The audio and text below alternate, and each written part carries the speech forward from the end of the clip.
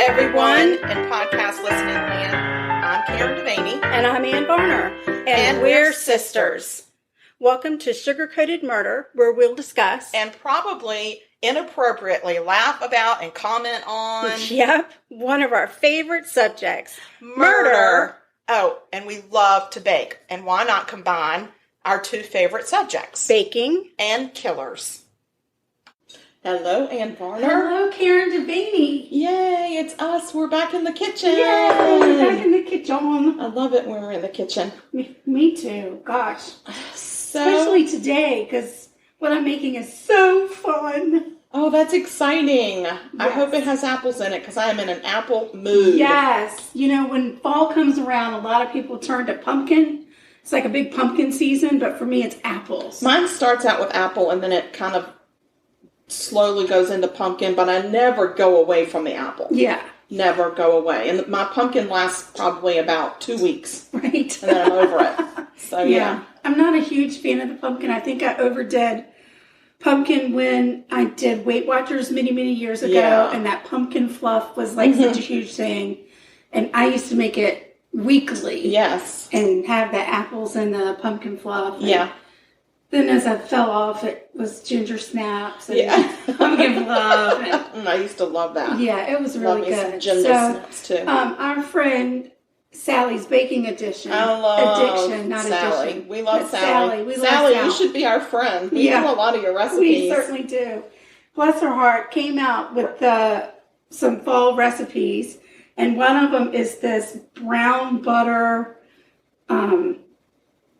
apple blondie. Oh, well, I love a blondie. Yeah. I love brown butter, and I love apples. It's the trifecta. And I've recently become some kind of a pro with the brown butter. I love that. I like that you're a brown butter pro. Very exciting. We should start calling you Brown Butter Betty. Brown Butter Betty.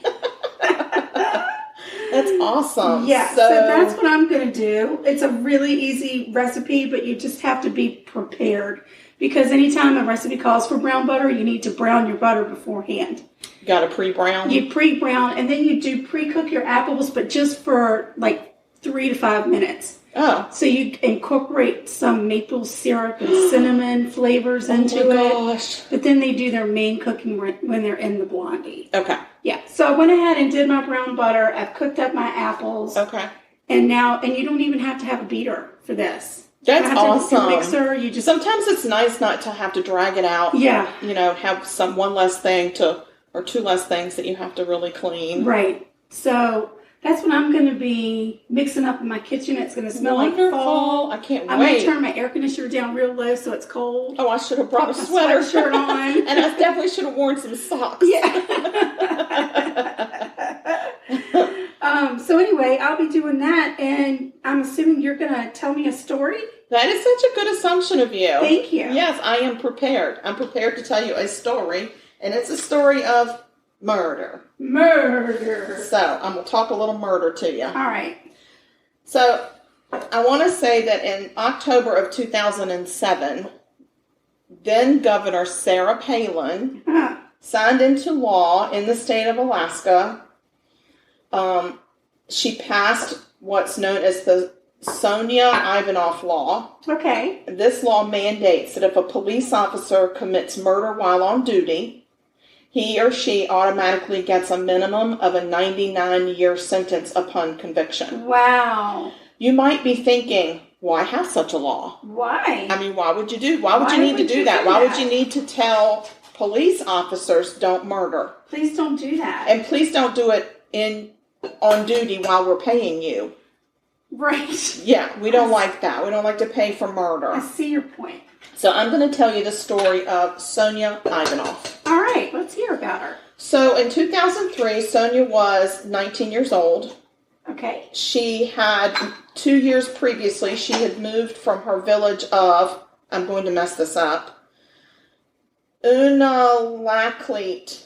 Yes, I'm sure that's exactly right. It's the Unalakleet tribe. Okay. Okay, and she moved from her village to Nome, Alaska.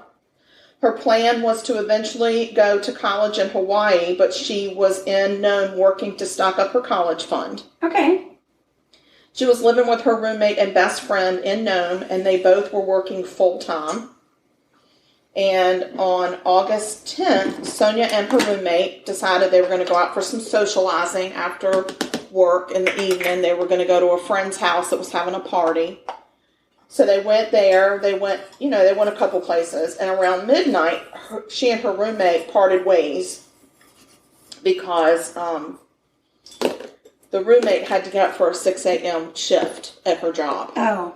So, and Sonia did not have to work the next day. So Sonia was like, I'm going to go over to these friends' house. I'm going to keep partying. Right. So the roommate went home and went to bed. And they worked at the same place. It was Norton Sound Health Corporation. Mm-hmm. When they left that night, Sonia was wearing a pair of jeans. Her favorite jeans, the brand was Tilt. I don't know jeans. I don't know. That was what was said in the article. Okay. And she was wearing her roommate's Skechers tennis shoes. Okay. She had with her her ID, her rec center pass, and her apartment keys that she always carried with her. They were on a chain with her wallet. And that wallet was on a chain that was attached to her arm on a metal band. Okay. So she would wear, like when you get the little wristlets and you put them around your arm. That's what it was. So around 1 o'clock in the morning, there was a janitor who was cleaning a nearby gas station in Nome. Oh. And he saw Sonia walk by. Okay. He doesn't remember her seeming to be in any distress. He didn't even seem to think that she was inebriated. Oh, okay. But he did take notice because people knew who she was in Nome. I mean, it wasn't a huge it's not a big town, right? Right. So, there were also 2 women who saw Sonia around the same time, around 1:20. They were sitting on their mom's porch having a smoke when Sonia passed by. She was about 20 yards from them, but they knew who she was. They recognized her because one of the ladies had just gone to a City League basketball game, and Sonia played in the City League basketball. She was really good. Cool. Gotcha. So she remembered her. And they said hello, and Sonia said hello back. Okay. And the woman who spoke to her did not feel that Sonia was intoxicated or was in any distress when they greeted each other. And she said she was just peacefully walking past. So after Sonia passes by them, a few yards away, the women noticed a police vehicle pull up in front of Sonia and stop. Oh. So Sonia walks over and speaks to the driver, and then they observe her get into the police car. Yeah, I mean, maybe he stopped or she stopped and said, "Do you want a ride?" Yeah, so they saw the police car. They didn't really see who was driving the police car. Okay. So her roommate gets off work from her early shift and goes home, and she notices that Sonia has not come home. She's not been back at the apartment. She's like, that's kind of weird. So she reaches out to their friends that they were socializing with to see if anybody had seen her, if Sonia was over at their house. Right. Maybe she had gotten drunk and stayed over, and none of them knew where she was at the time. Oh, no. Yeah. So she actually contacted the police and asked them if by chance was Sonia in jail. That's what I would do too. Yeah. And they said Sonia was not in jail, and they did not have any booking records of her having been brought in under arrest. Right. So August 12th comes along, and Sonia didn't show up for her shift at work. Hmm. And at this point, the roommate thought, this is not Sonia. This is not who she is. Something bad's happened. Yes. So she actually contacts the police and files an official missing persons report. Oh my gosh. Yes. There was also another witness that had stated that she saw a patrol car around 1 a.m., but then she later changed her statement and said the time was actually between 2:30 and 3 a.m., and there was a passenger in the front seat of that car. Oh. Okay. So, the night that Sonia went out and was later seen by all these witnesses, there were 2 officers on duty at the time. That's it. Okay. They had a police department of 5 people. That's what I was thinking. That so small. Most of these places have like tiny departments. So there were 2 officers. Normally it was 2 on patrol at night at a time. Right. So one was Matt Owens. Okay. Okay. So the patrol car that he is driving is the one that the witness on the porch said that she saw Sonia get into. Okay. And also the witness that said that she saw the patrol car and a passenger. Right. She said she specifically saw Owens driving that car. Okay. So Matt Owens was driving that patrol car, and there was a passenger. She didn't see who the passenger was. Right. And according to a statement by Owens' estranged wife, she stated around 4:30 in the afternoon on August 12th, Matt Owens called her to ask if she could come early to pick up their son because he needed to go into work because there was a search taking place for a missing girl and it didn't look good. Oh, no. But wait a minute. Okay, keep going, but okay. You're so good. So this conversation actually happened 45 minutes before Sonia was reported missing by her roommate. Good grief. Yes. So Owens claims that his ex-wife, is confused about the date and the subject matter of their conversation. Right. So around 8:30 p.m. on August 12th, a volunteer, because there were lots of volunteers at this point out looking for Sonia. Right. He actually came across Sonia's body. Oh, no. Mm-hmm. About 5 minutes outside of Nome. Okay. She was located in the bushes on an old gravel mining road. She was completely naked except for one sock. She had been shot in the back of her head. Oh my gosh. There was no evidence whatsoever on her body. No body's DNA, no trace evidence, nothing. Well, and she had been stripped of her clothing, right? So investigators felt like the lack of trace evidence and DNA evidence and the lack of her clothing pointed to the fact that her attacker knew about evidence collection. Yeah. And was most likely a person involved with law enforcement. Right. So she was shot in the head with a .22 caliber bullet. And that bullet had very unique markings that pointed to a very specific type of gun. And there was such a gun that had been stored in the evidence room at the police building, which was accessible to the known police officers. Right. Oh, man. So, sorry, I had to take a little drink. I got a dry throat today. You're parched. I don't know what's going on with me. Once Owens was identified as a prime suspect, 2 things happened. Uh-huh. First, the Alaska State Troopers took over the investigation of the case. That's good. They come in, they take over. Sure.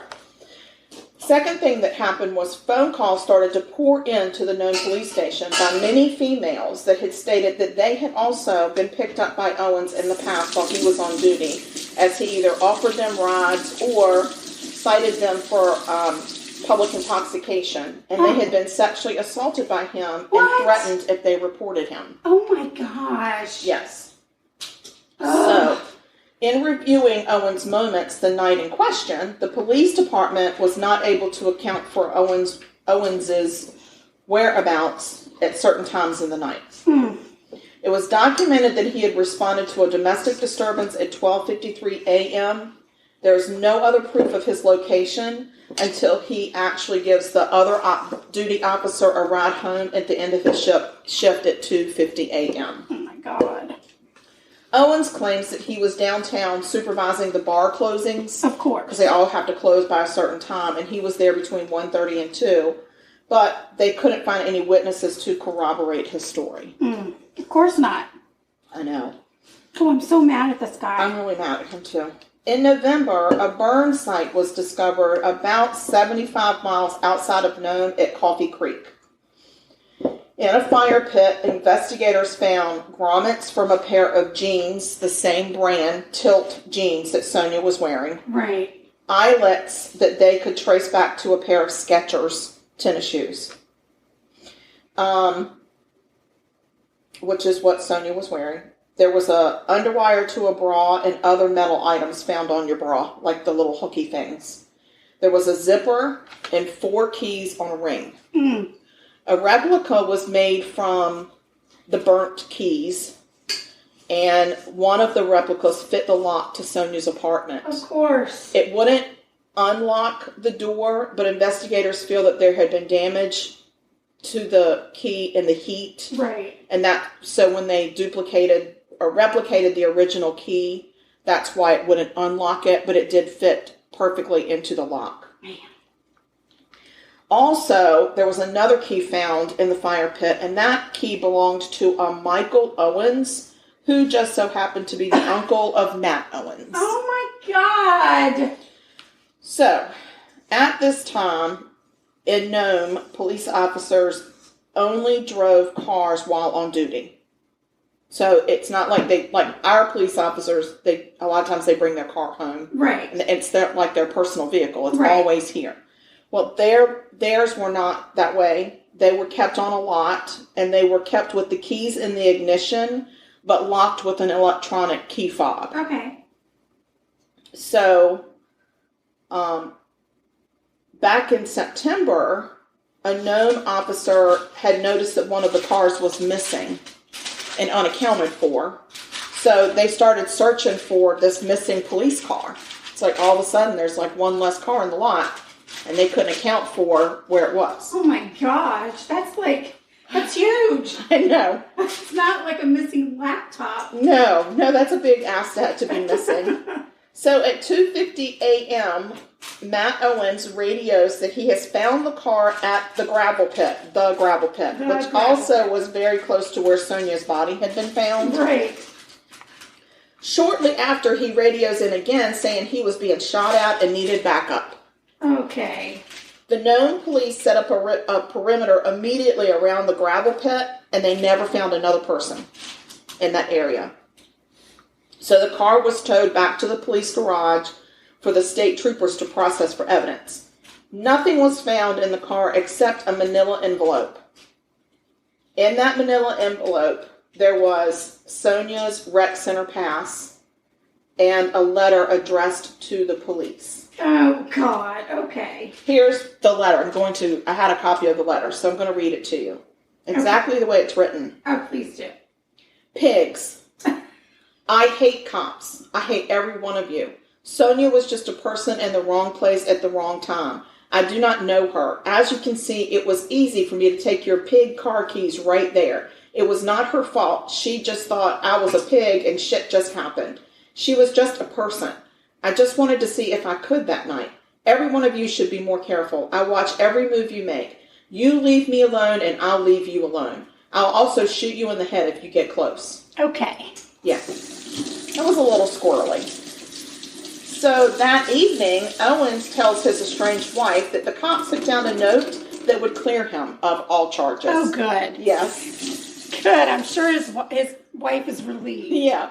So there's no evidence found on the note. No fingerprints, no DNA, nothing at all. And it was printed. It was a typed note, and it had been printed on a very common printer that was found at the police station and other public buildings. So, well, yeah, because the bad criminal gets around.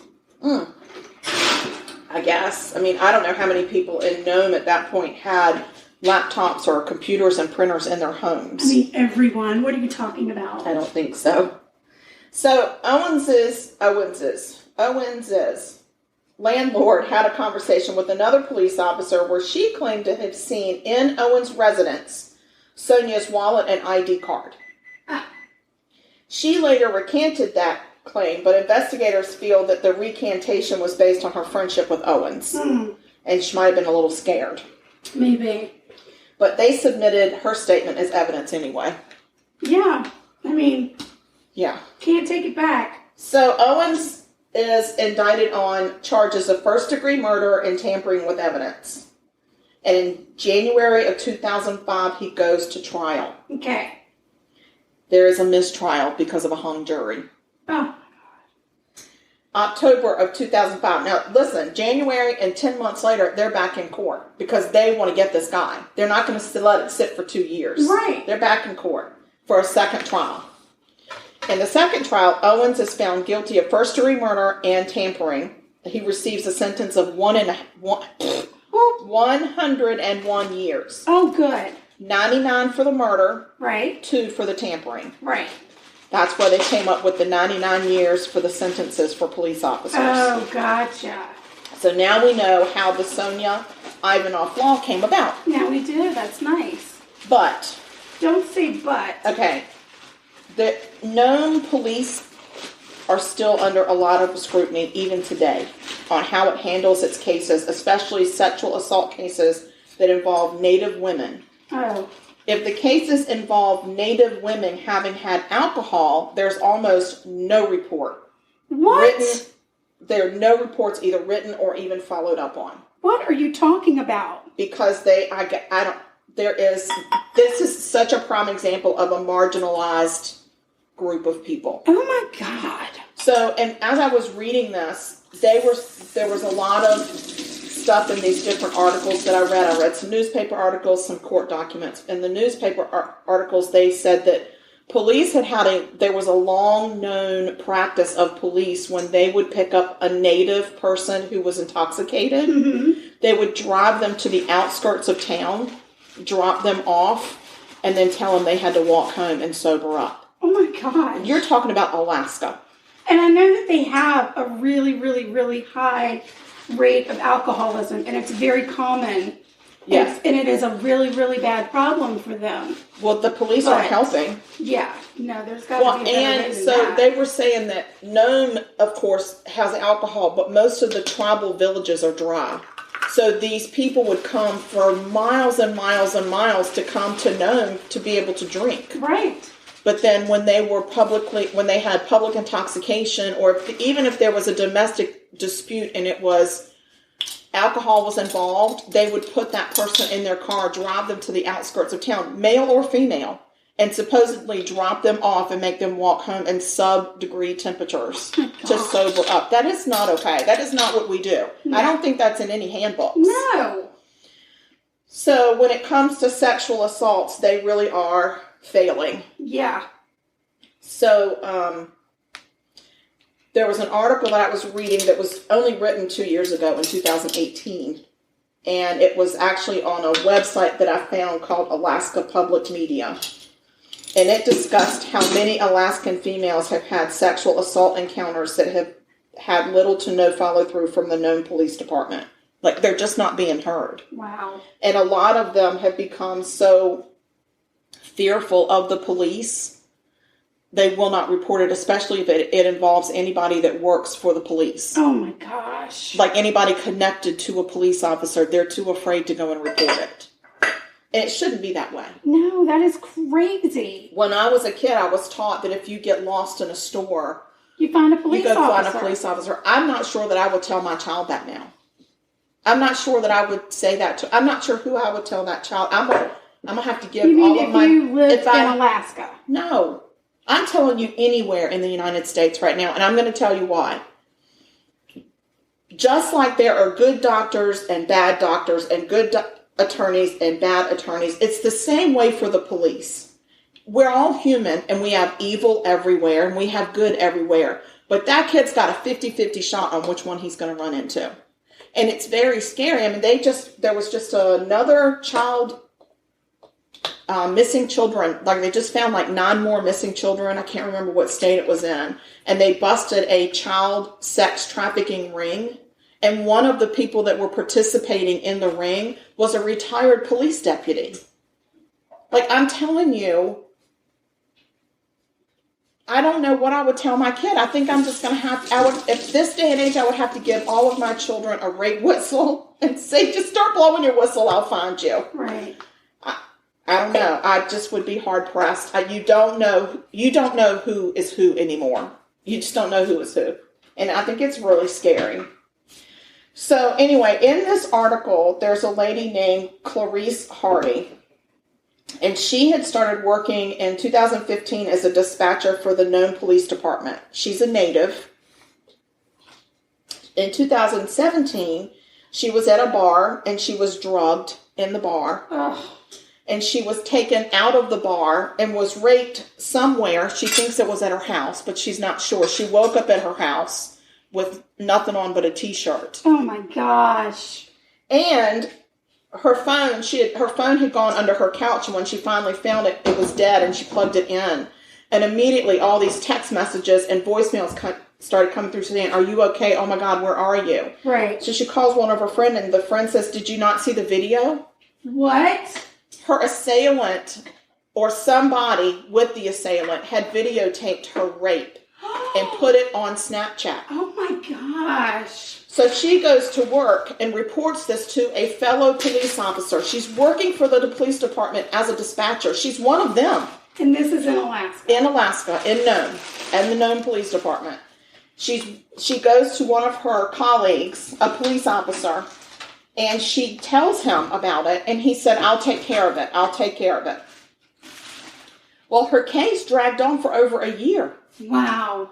And she started questioning the people that she knew had actually seen the Snapchat video before it was taken down, because once Snapchat figured out it was there, they removed it, of course. But you can't unsee things, right? No, right. She said not one person that she knew that had witnessed that video had ever been contacted by police, even though she gave them a list of names of people that she knew had seen that video. Oh my God. And when she dug further, there was no official report or case ever started on her. Oh my gosh. There's a problem. There's a problem. There's a problem in Nome. There's a problem. There is That's indeed. a problem. That is a problem. Good grief. So, advocates are calling for more police training in how to properly treat the victims and handle cases, as well as more diversity training in the police department. Yeah. From what they can see, the problem stems from two things. A very tight budget, which I would imagine a 5-man police force doesn't have a whole lot of budget. No. And also, these advocates are saying that there is racism in the upper ranks of the organization, that they have got to weed it out and get rid of it. Right. So I think these activists are really, I admire the heck out of them, because they have decided they're sick of trying to find people to help them. So they're actually starting to run for local offices. Oh, good. and get voted into the local government, so that they have hands-on power to try to make a change. Make the change. And yeah. that to me is so awesome, that they are not waiting around for somebody else to come to their aid. They're actually putting themselves out there. Right. So I think it's wonderful. So this group of advocates, they actually started out just in a woman's kitchen. One day there was a group of them that met, and they started telling their stories about their sexual assault encounters with, not just with, and how their cases were handled, but also being assaulted by some of the local police officers. Right. And that grew to the point that they actually started meeting at a meeting hall. Oh, nice. Because there were so many women. And they still do remember and talk about Sonia's case. Right. They reflect on that a lot, because she was murdered. There was no sign of sexual assault. I feel like after reading about Sonia, she probably fought, and she probably told that guy, "If you rape me, I will tell everybody." And at that point, he knew he had to kill her. I'm going to have to kill her. So I'm not sure that he got around to raping her, because I think she automatically, when she figured out what was happening, she started giving him some mouth, because she seemed like a really strong, spirited woman. Right. So good for her. I mean, not good for her that she died, but good for her for making him make a choice. Right. And not giving him all the power. So anyway, so the Native women still, like I said, they still talk about Sonia's case. But this means that Sonia did not die in vain. Her murder continues to promote awareness and calls for social reform. The more they talk publicly, the more stories come out. Yeah, sure. Yes, so there is a regional nonprofit, and I am going to completely screw this name up. It's Kawarak. It's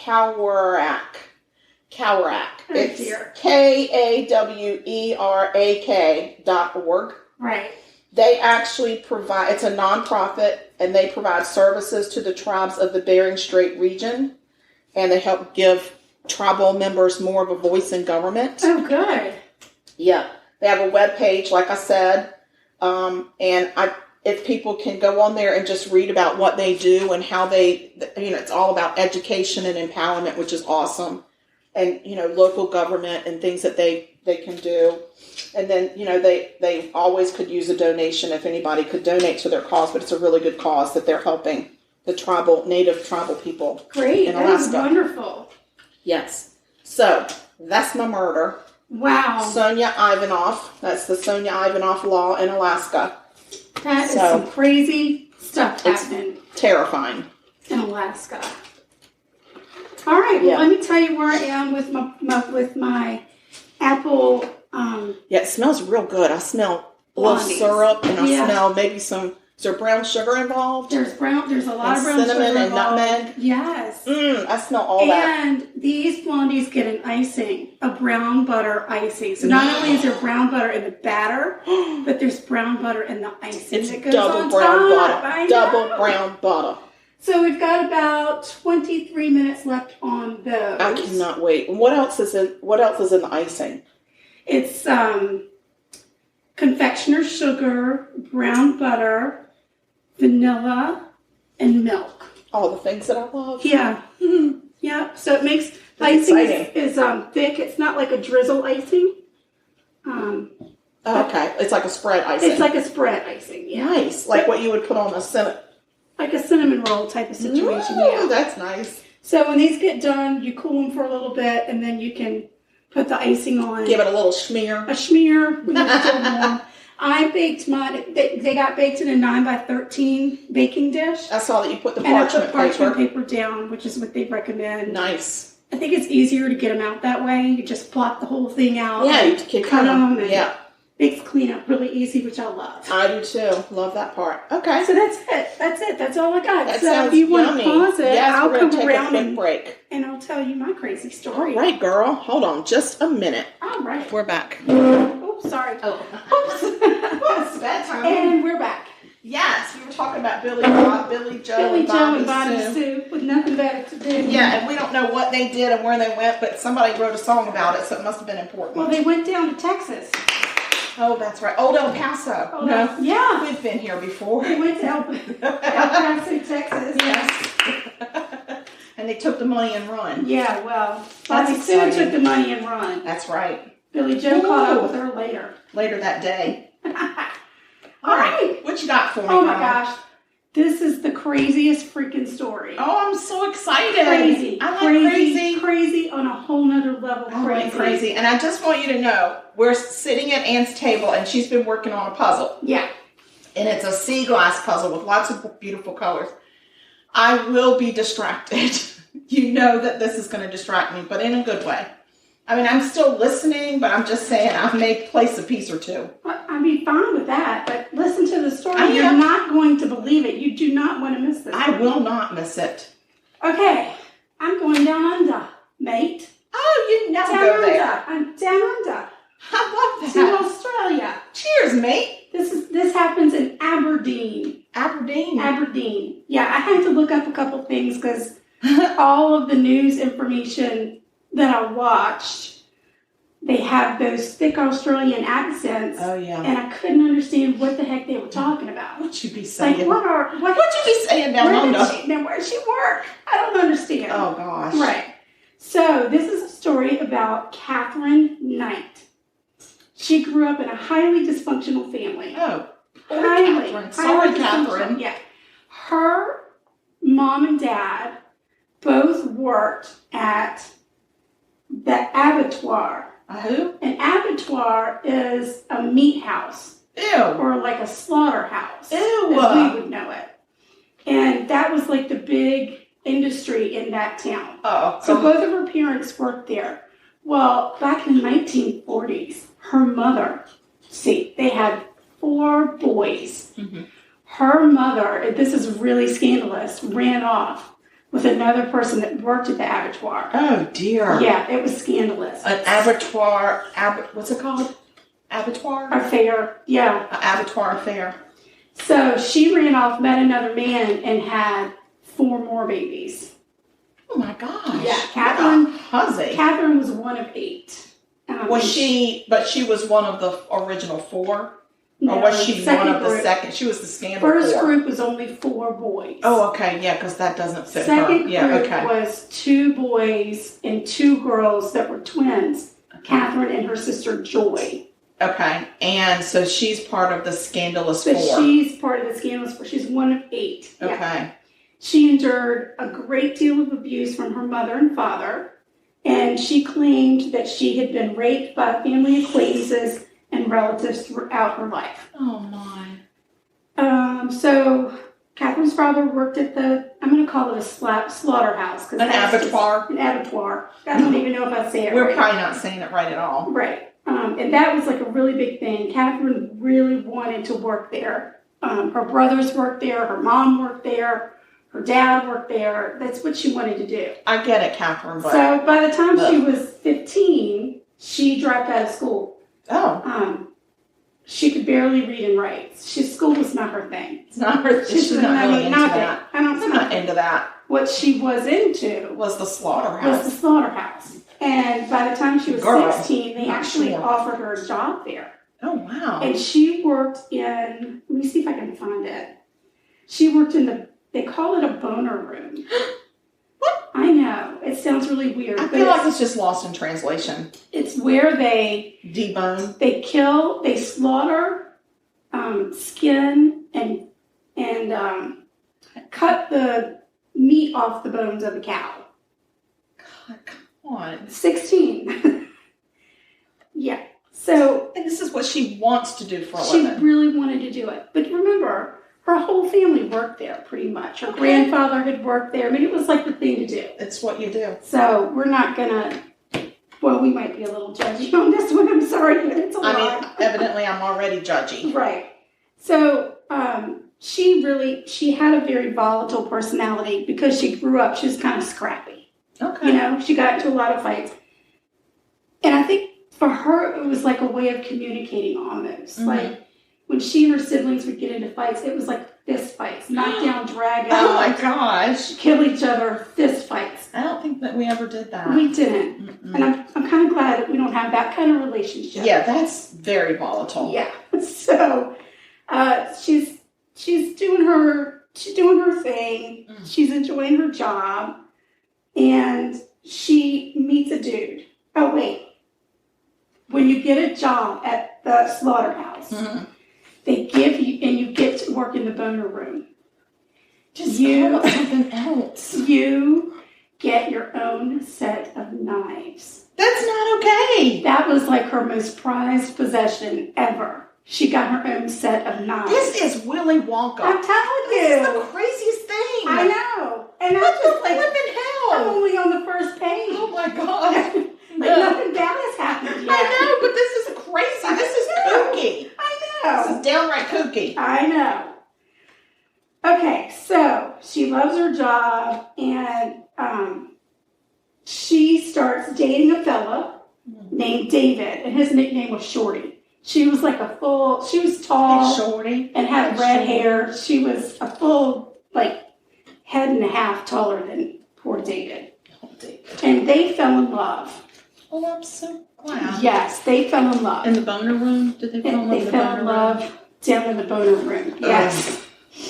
They got married when Catherine was 18. And on their wedding night, David wakes up to find Catherine on top of him trying to strangle him. What? Evidently, she was very angry with him because he was only able to perform 2 times that night. Oh my God. And she had been hoping for 5. So he needed to put a little bit more effort into. He got a C. Yeah. A C for effort. Yeah. So. But why not just talk about it? No. She's like, dude. I'm going to kill you. I'm now going to kill you in your sleep. Correct. She has now set the precedent for their marriage. For their whole entire relationship. Why couldn't we talk about this before the marriage even started? Like, hey, when we go on our honeymoon, I just want to let you know, I'm looking for 5 times. 5 times, buddy. And I don't even know why she picked that number. I mean, she could have. What the hell was she thinking? She overheard her parents talking about having sex 5 times before. And that's what she based it on. Okay. So this was the litmus of her relationship. Yes. As her crazy parents. Yeah, and again, if there had just been a little bit of communication, just give David could have worked toward a goal. Give him a heads up, so to speak. Right. A heads up. He could have worked toward it, like a training for a marathon. Exactly. Right? You got to work up to that. You don't just pull that right out of your. I don't even know. I don't either. But by the time Catherine was 20, she becomes pregnant. So he must have done something. I guess. And it was about that time that Catherine found out that David had been fooling around. He had himself a girlfriend. Mm. Now, Catherine and David had a lot of fights. No. They did. And really? But David always stayed because, quite frankly, he was scared of her. Yeah, I'm blaming. So, I guess, though, when Catherine got pregnant, her hormones, those pregnancy, and she just got even crazier. So Catherine gives birth to a healthy baby girl in 1976 named Melissa. Thank God. Soon after she gave birth, she got pissed at David for something and tried to stab him with a broken bottle. You gotta stop it. That is crazy. So fearing for his safety, David decides, I got to go. Yeah. So he runs away with his new girlfriend. Sorry, David, you should have left on your wedding night. To Queensland. And I don't know how far away Queensland is to Aberdeen, but that's where they ended up. Yeah, I don't either. And Catherine was pissed. I can imagine. She's probably going to hunt him down. Yeah. With her knives. Yeah. And this sister, she ended up dropping her basket. She, oh, God. went completely loony crazy because she couldn't find him. So, well, if I'm going to run away from a psycho, I'm going to run far, far away so she cannot find me. Right. Yeah, that's what I'm going to do. So, one day she's walking into town and she's got the baby in the stroller. Mm-hmm. And it's almost like she's fighting with a ghost, somebody that's not there. And she is ranting and raving and taking the stroller and moving it all around, jerking it everywhere. That poor baby had whiplash. And somebody on the street saw her, and they called the police, and the police did what any police officer would do back then, and took her to the mental hospital. Oh my gosh, what do they do with the baby? I guess the baby was dropped off at maybe her mother's, or I think the baby was at her mother's. That's what I'm going to say. Okay. So she got treated for depression, and then after a couple of days, she was released. No. But she didn't get any better. Because they didn't keep her long enough. Right. When her daughter was just 12 weeks old, she went out for a walk one day, put her baby in the stroller. They're strolling along. She gets to the railroad tracks. She pushes the baby in the baby stroller onto the railroad tracks and walks away, knowing that the train is due any time. Because she's thinking this will get his attention. I'll kill this baby. Well, luckily, evidently he doesn't give two craps about the baby. He hadn't been back. He's scared. I would imagine you are. He should have taken the baby and run. That's what he should have done. But he did not. David, so he was a partier too. So that wasn't going to fit into his no party schedule. No. Schedule. Thankfully, somebody had seen her do this and ran and saved the baby before she was killed by a train. Oh my God. So then they go and pick up Catherine and take her back to the mental hospital. You didn't do a good job. But they didn't put her on a 24-hour hold or anything. So she checked herself out that same day. Gotta be kidding me. And then she went home. And then she comes and starts banging on the door of her neighbor's house. And the neighbor, she tells the neighbor, "You've got to come with me quick. There's something wrong with my baby." Oh, no. So the neighbor's like, "No, I think you just need to call the police." And she said, no, you have to come with me. I don't want to. So the neighbor lady, who's thinking, okay, we know this lady's completely crazy, decides to bring her children. Oh, that's good. If I bring the children, she won't kill all of us. So Catherine goes back to her house. The neighbor gets in her car and drives with her children to Catherine's house, thinking she's going to get the baby and take her to the hospital. Oh. And she sends her teenage daughter into the house. You gotta be kidding me. She is a chicken. She is such a chicken. The baby. She's a chicken shit. That's what she is. Oh my God, that is so awful. So as the teenage daughter walks into the house, Catherine pulls a knife on her. Well, of course, And she's not chases a her woman. out. Chases her Chases out of her the away? house. Oh Chases my her God. out of the house and ends up slashing the girl across the face. Oh, no. Right. Thanks, Mom. She then makes the girl get in the car, and she's got the knife, and she's now holding this mother, her son, and teenage daughter hostage. Right. God only knows what's happening to the baby. Hopefully the baby has sprouted wings and flown And away. the baby was inside the house at this point. I mean, probably not. And she demands that this woman drive her to David's mother's house. What? Because she said, this will really get his attention. I'm going to go kill his mother. You need to drive me over to her house so I can Hello, kill neighbor. her. Can you take me to my estranged husband's mom's house? I think I need to get his attention. Now, I'm going to kill his mom. Here are the directions. Right. Like, Take this left over the railroad God. tracks. These tracks look familiar. oh my God. Right. So somewhere along the route, the mother convinces Catherine to let her son go because the son had asthma and he needed his medication. Okay. So they drop him off close to like a gas station convenience store situation. Okay. The boy runs inside, tells the owner what the heck's happening. They call police. Okay. Police go and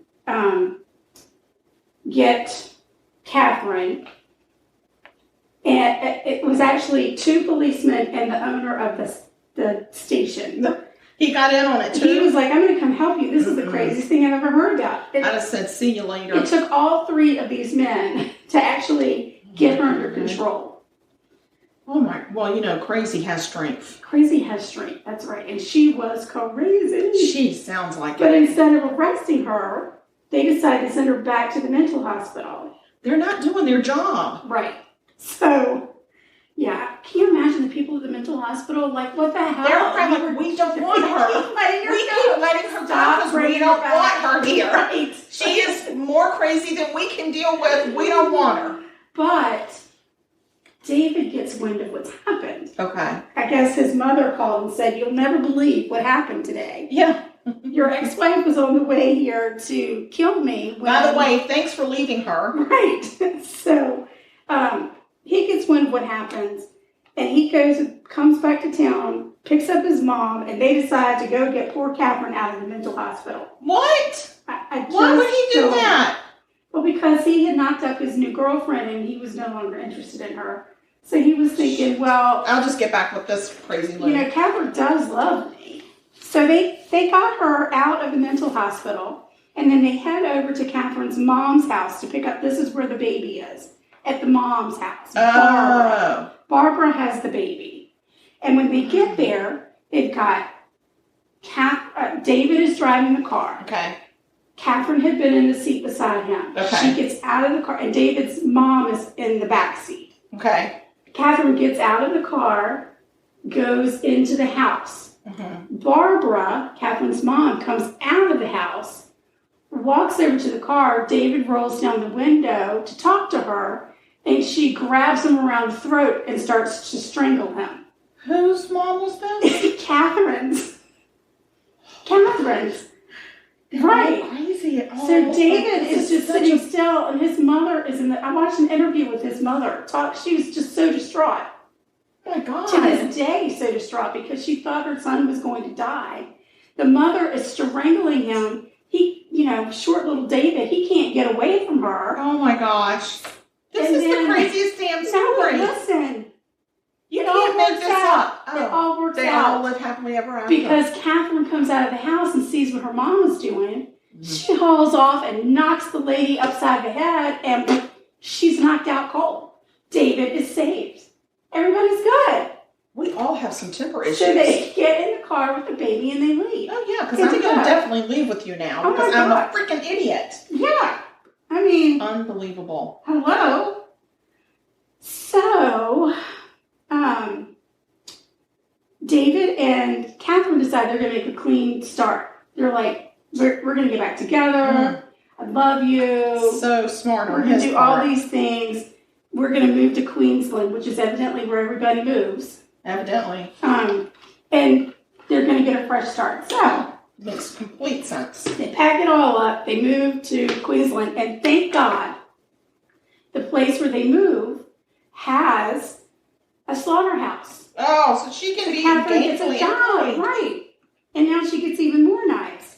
Hello. Oh my God. And David picks up a job as a truck driver because Because he needs to haul his ass out of there. Right.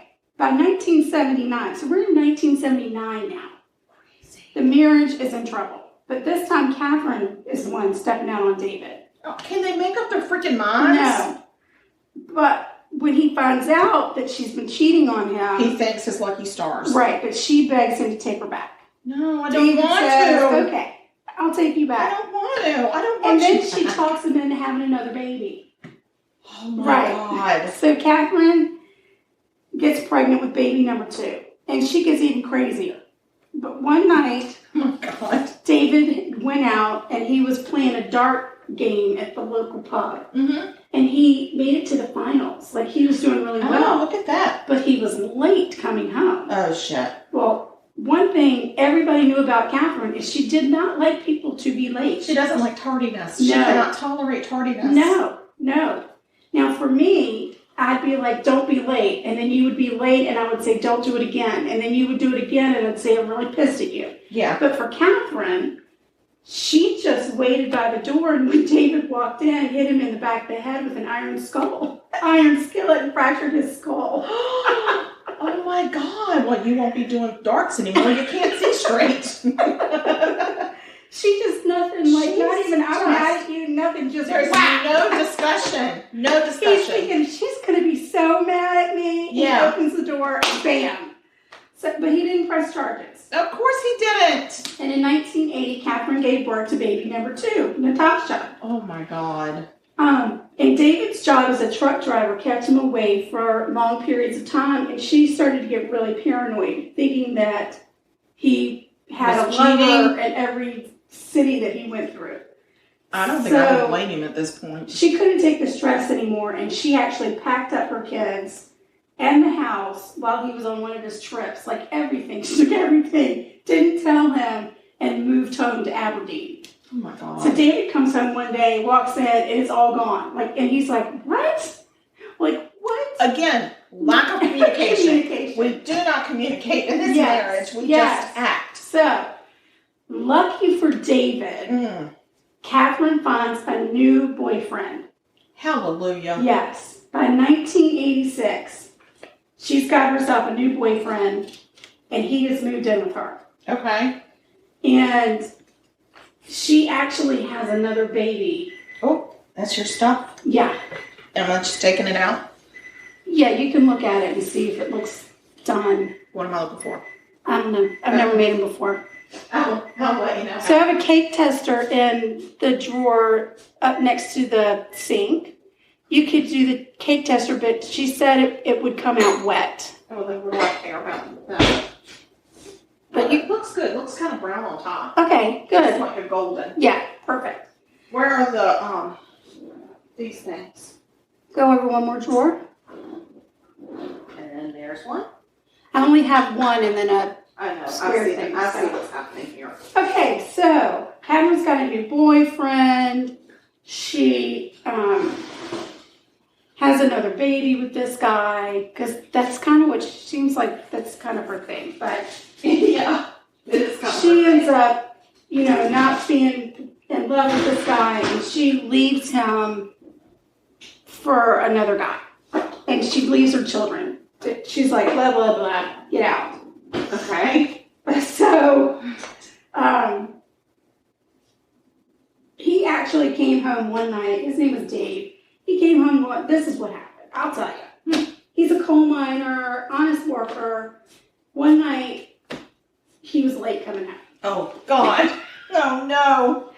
Yeah. He should have talked to David and said, "Yeah, what are her triggers?" Right. So she was mad, and she hit him in the face with an iron. It happened to be on. Oh my God! It was on. Yeah. So she burned him on the face. He had a big iron burn on the side of his face. Yeah. So what the hell is happening? he actually got really tired of it, And he said, I'm going to leave you. And then... You should never tell her that. She got really mad at him, and she walked outside and killed his dog.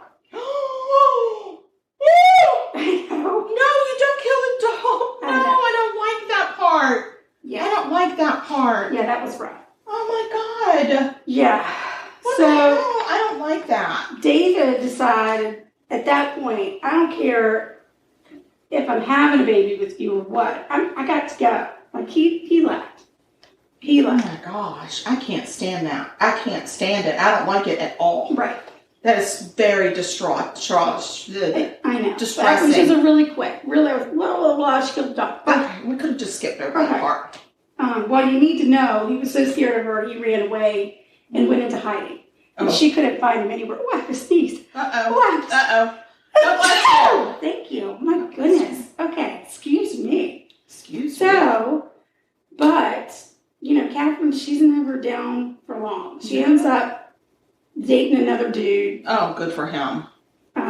She gets pregnant again. My God. Now she's got 4 kids. Close your legs, honey.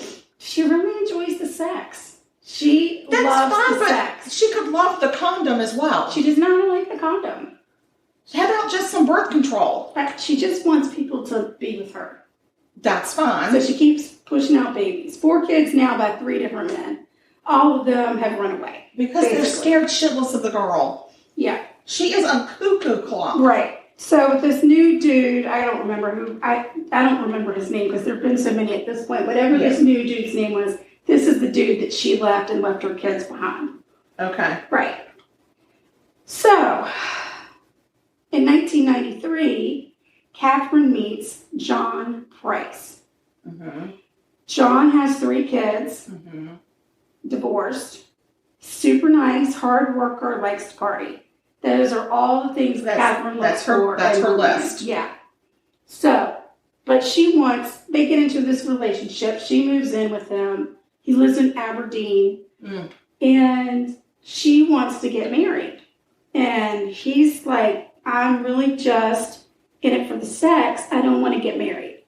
And this made her really mad. No way. So she would go out of her way to upset his children. She would go to them and say, John's not really your dad. Oh my God. Your mom had an affair with somebody. Right. What a cuckoo. She would go in and create havoc with the kids. Oh my God. And that's going to make him like her more? Right. And want to have children with her? Right. Well, this Catherine, she is scrappy, but she is not a thinker when it comes to relationships. You think? No. She's just not a thinker. So one day Catherine is at John's house. She's kind of straightening up and everything else. And the reason that they stay at John's house for long periods of time is because Catherine's house is filled with taxidermy stuff, skulls of animals, hides of animals. Like, she has this really creepy obsession, and she loves, like, the gory movies, but not that you and I find. They're on, like, the deep, dark web. That you have to find them, like, I wouldn't even know where to find them. I don't want to know either. A whole wall of VHS tapes of these crazy movies. She loves them. Like slasher films. Cannot get enough of them. Ugh. So John's like, we'll just stay in the house. Yeah. Right? We'll just stay. Right. Here. Well, she comes across his will. Uh-oh. And she becomes irate when she sees that he's leaving everything to his ex-wife and kids. She's like, you need to change your will. And he said, I'm not changing my will. If you don't like it, you can leave. Uh-oh. And she said, well, if you pay me $10,000, I will leave. I would not have I would have written that check so fast.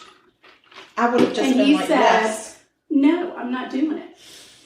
So I guess John had taken a first aid kit or something from work, and she took a video camera and filmed the stolen first aid kit, which I guess is a big deal in Australia. Here, who cares? I mean, if you're not embezzling, then we're in good shape.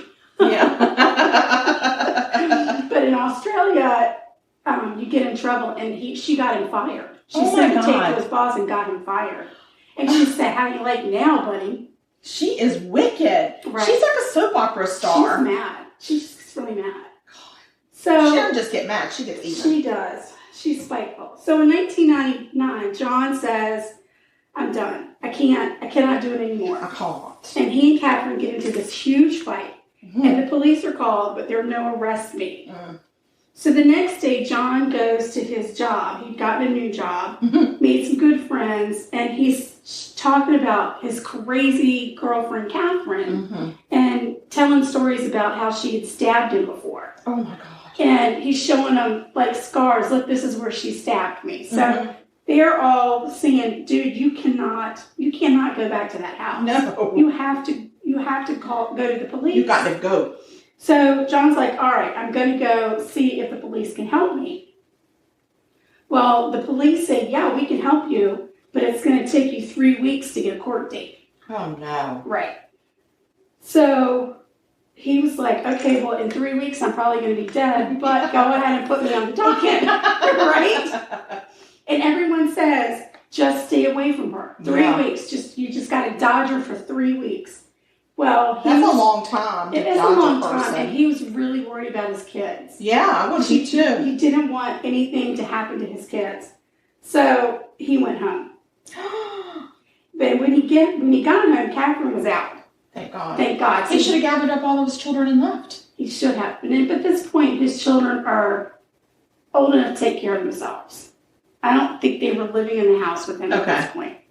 I'm not sure they were ever living in the house with him. They may have lived with their mother, but there was interaction. Yeah. Right. So he goes home, she's not there, and he's like, oh, God, I'm exhausted from the day, I'm going to bed. No. She does her best work when you're asleep. I know. Don't do it. So Catherine, she's pissed. I mean, she is royally pissed. So she comes home, she watches a movie, and then she goes and slips into a sexy nightie. Oh, yes, girl. And she climbs into bed with John, and they have sex. He's so dumb. I know. Like, how dumb are you? Right. And then she killed him. Well, she had to have one last romp before she killed him. Yeah. How'd she kill him? I'll tell you. Oh, dear. So John's work friends the next day worried when he didn't show up. Yeah. So they call the police, and the police go to the house. They walk into the house, and they see Catherine asleep on the sofa. She had taken some pills to make it look like she was trying to overdose. Oh. So they're focused on Catherine, and they get her kind of awake. She's like, where am I? What happened? Blah, blah, blah. Please. They load her up into an ambulance, and they take her away. Now the police are like, okay, let's see if we can find John. So they start to walk through the house, and they see blood on the floor, blood on the walls, blood on the bed, blood everywhere. But they can hear that there is like something boiling in the kitchen. There's boiling. And they walk into the kitchen. And what they see is a pot boiling on the stove, and there's 2 plates on the kitchen counter that have meat and vegetables on each plate. Okay. And beneath each plate is the name of, on a piece of paper, is the name of 2 of the kids. And of his kids. And some kind of a note. They didn't say what exactly was in the note. Basically, this is your dinner. Please enjoy. Oh, right. God. Then they turn around and they see like there's blood, bloody handprints in different spots, and there's blood on some of the knives in the kitchen, and they're like, what the hell? And then one guy turns around, and as he's taking the lid off the pot, another guy finds a human pellet, a skin, like she had skinned him completely in one piece and hung it from the door. I know. And when the guy takes the lid off the pot, there's John's head, skinned, boiling in a pot with cabbage. I will never be able to eat cabbage. You just ruined cabbage for me forever. Oh my God. That is the most disgusting thing. This crazy woman has filleted him. And she took... And she was going to feed him to his kids. And it was actually parts from his gluteus maximus that she cut. You know, the good rump roast. Rump roast. That she cut and cooked and put on plates for his children. I mean, she does know about parts of the meat that are most tender. She was going to feed those kids their dad. That is disgusting. Oh my God. She's not even human. She is not human. No. She's not human. She's not human. I don't know what she is. She stabbed him 37 times, skinned him, cut his head off. I mean, I am impressed with the skinning him all in one piece, though. That is, I mean, that's... Well, she used her beloved knives. Of course she did. She took really good care of those. My God. So, she was at the hospital for 6 days. And she acted like she had no memory of what happened. Okay. She did say... Oh, I'm hungry. Anybody have cabbage? I recognize that I killed him, but I have no memory of what I did. Well, let us show you your handiwork. Right. So here's a rub. They go to court. They show the jury and the court. I don't know if they have. I'm not sure how their legal system works. But there's a barrister. I don't know. I'm not sure. I think there was a jury. But they show them video from the scene. And, like, they show them everything. Like the discovery of the everything. Pelt. Yeah, the pelt, the head boiling in the pot. Oh, my God, that's so the gruesome. Meat on the plate. And the officers that had been on the scene testified. And those men were all in treatment for PTSD. Several of them actually had nervous breakdowns. I would imagine. Full-on nervous breakdowns. I think I would have. Oh, my gosh. After Catherine killed John, she actually she drove like an hour away to go to some ATM and took $1,000 out of his account. Nobody knows what she did with that $1,000. It has never been found. No idea why. What the hell? I don't know. Maybe it's in the meat. I have no idea. Well, she might have bought some really expensive spices. Maybe. That's a good really good spice market. She wanted to go to his kids. Yeah, she wanted to show her culinary talents. I hadn't thought of that. Yeah, that's what it was. So, multiple people, including her brother, testified against her. Her brother? She had evidently told some folks, including her brother, that she was planning to kill him. She did not say how, but she did say, I'm going to kill him. In October 2001, Catherine Knight was sentenced to life in prison without the possibility of parole. But in Australia, do they really do life, or is it like some of these countries, like in Canada, I think it's in Canada, or maybe it's over in the UK, life doesn't really mean life. Life means life. In Australia. She will never, ever get out of jail again. And she was the first woman in Australia to get that sentence ever. Ooh. Ever. Wow. Yeah. And what year was that? 2001. Wow. Yeah. So. She is a nasty girl. She's nasty. Yeah. She's never getting out. Good, because she is not good for society. So some of the police officers that were on the scene are still, to this day, being treated for PTSD. Oh, I would never be able to go back to my job. I would think, first of all, my wife could never cook in my kitchen again. No. Instant vegetarian. I don't even know, because there are vegetables in the plate. What do you eat? Well, cheese. No more cabbage. Cheese. Don't eat that stuff they call head cheese. I don't even know what that is. Oh my God, I don't even want to talk about that. Right. So, yeah. So, since being in prison, Catherine has found religion. She knits. And she is the boss. They shouldn't give her knitting needles. Yeah, she knits. Please tell me she doesn't work in the kitchen. And everybody calls her the Nana. That's her name, the Nana. They're freaking crazy. I would be calling her, stay the freaking hell away from me. Her job in prison is to make headphones. She shouldn't be allowed to touch anything that goes on the head. Right. And she makes more headphones than anyone else. She's the hardest worker that they have. She really missed her calling. She is in a cell alone. She has no contact with the outside world. Nobody calls her. Nobody visits her. Nobody visits. Not even her mother that she knocked out cold in the driveway. I don't know why her family did that to her. Not even her children. And she's high risk, so she's not allowed to have a cellmate. Oh, yeah, no. No, as long as that cellmate has to sleep, you can't put them in the cell with her. Right. And I did see a picture of her room online. Their prison doesn't seem to be like our prisons, like dingy cement cells. What it Hers is like, it reminded me of the rooms they used to have at, what was that nursing home that we had in Franklin? East Pavilion. East Pavilion.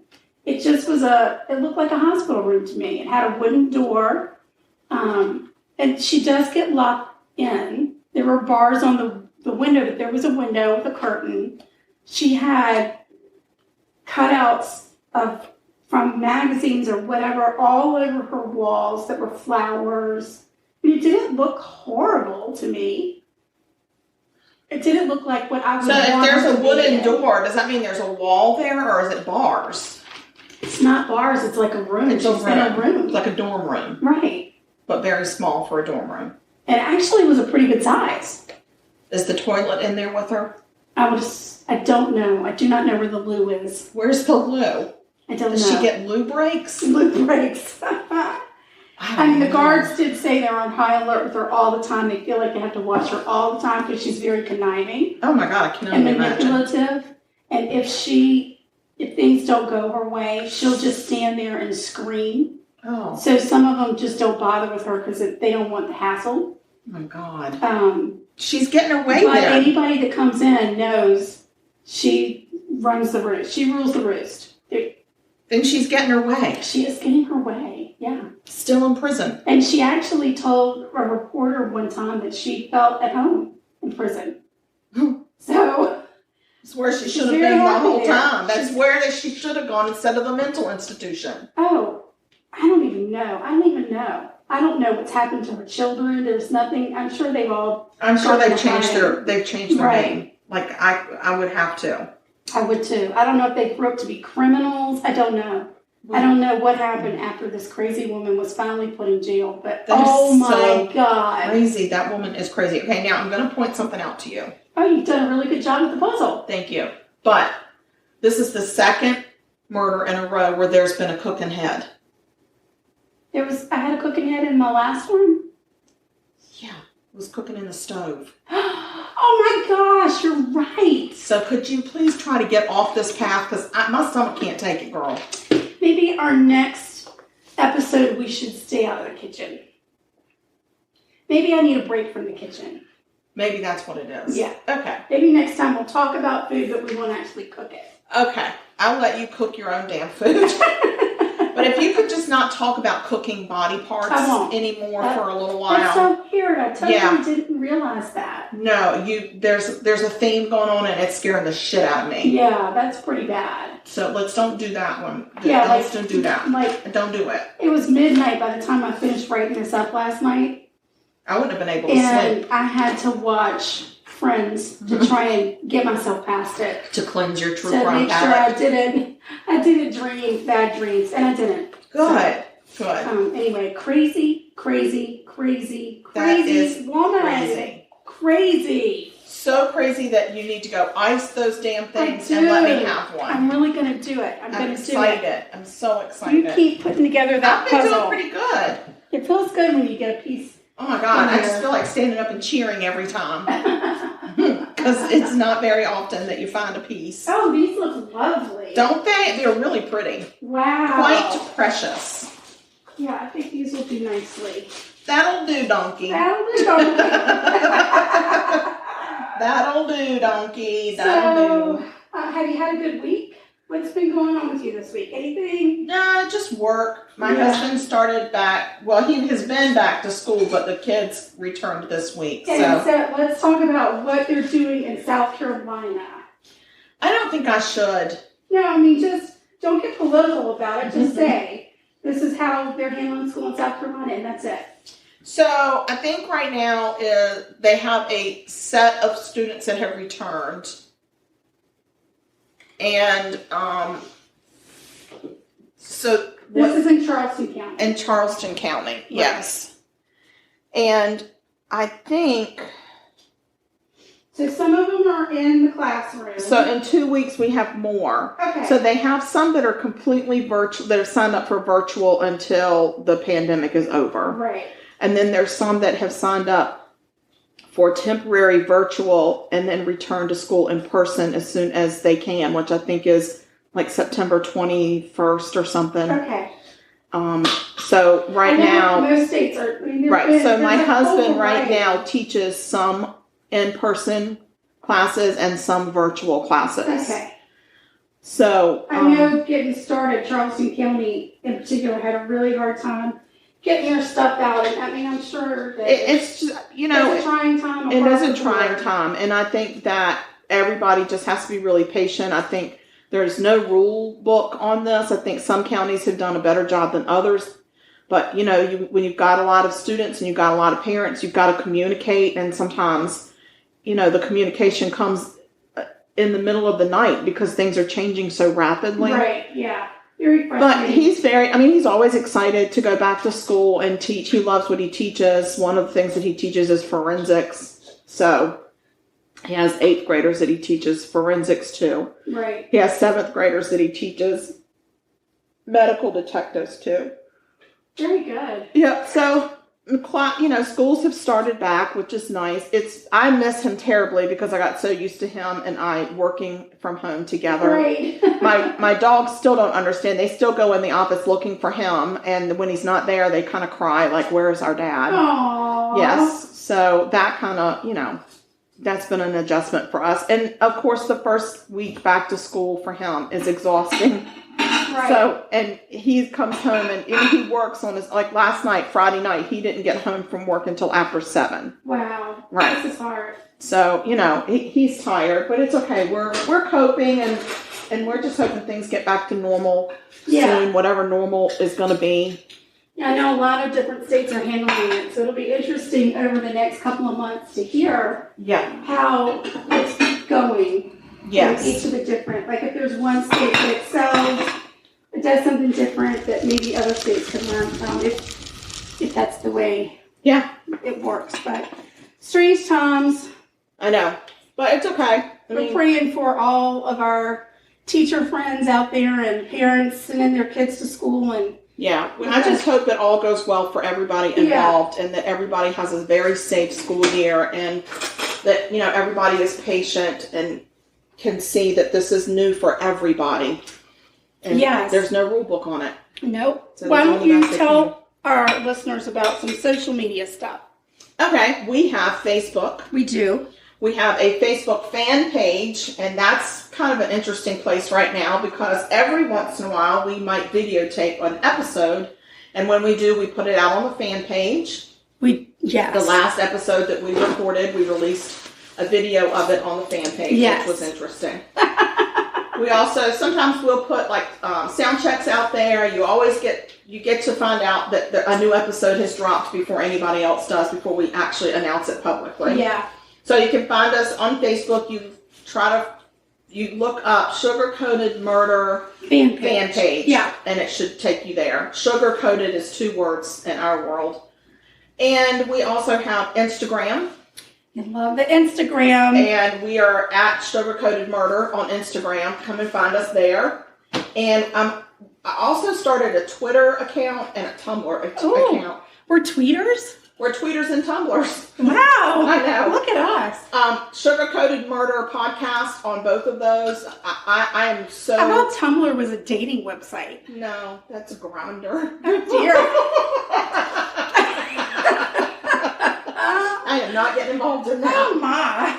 So I'm new to both of those. So if you're on those, try to find me. Try to find us, Sugar Coated Murder Podcast. I don't know what to do. I post things to there all the time, but I'm still getting used to it. Right. So we're getting there. We have email that we would love to hear from you guys. We do really enjoy the emails. We really enjoy getting emails. We've had people email us and just say, hey, I listened to such and such episode today, and it was so much fun, and I really loved it, or just whatever. Right. So that email address is murder.sugarcoated at gmail.com. Yay! All right. And we have a website. Oh, yeah, that's right. You can listen to our podcast straight from that website. You don't have to have a specific app for it. Right. So convenient. Yes, so that is sugarcoatedpod.com. Right. That's very convenient. So, all right, let's taste this wonderful creation. I am so excited. It smells it's good. Beautiful, it looks too. good. Beautiful. I'm excited. Here we go. Mm-hmm. Oh my God. God. That's Y'all have got to insane. get this recipe. Oh my God. It's a fall explosion right in your mouth. Mm-hmm. With butter. And you can just taste that maple syrup in there. Just a little bit, because I'm not a big syrup person. Oh my God. There's just enough of it to give it that. It finishes with the syrup. It almost melts in your mouth. It's so good. It really is good. You've got to get this recipe. Email us and ask us for this recipe because it is absolutely wonderful. Thank you, Sally's Baking Addiction, for absolutely sending out your newsletters. Oh, yeah, because we definitely subscribe. Yeah, you should too. Yeah, so that's it. Everybody stay sweet and don't murder. Do not kill people. But if you do, if you kill people, we will talk about you. We will talk about you. Yep. Yes, and I want to point out that I'm not sure, we might have made it through this whole thing without saying the F word. Holy crap. You're welcome, Mama. Way to go. Look at us go. Yep, I know. All right, guys. We're going to go finish our blondies. Yes, and you all have a great week. Stay sweet. Don't kill people. And we'll talk to you later. Bye.